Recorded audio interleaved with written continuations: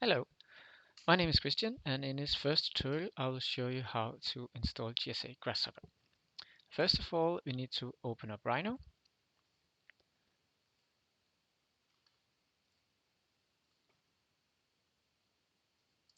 When Rhino is open up, we can type in package manager in the command line.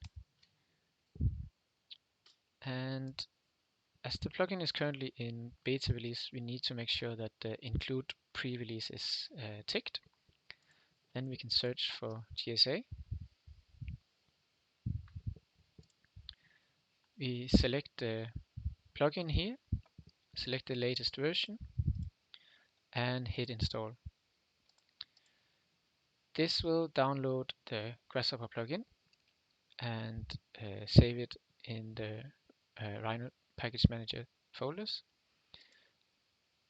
You need to have GSA installed, GSA 10.1, and if you have that, we can then click on Grasshopper to open up the Grasshopper. You can see the plugin is being loaded,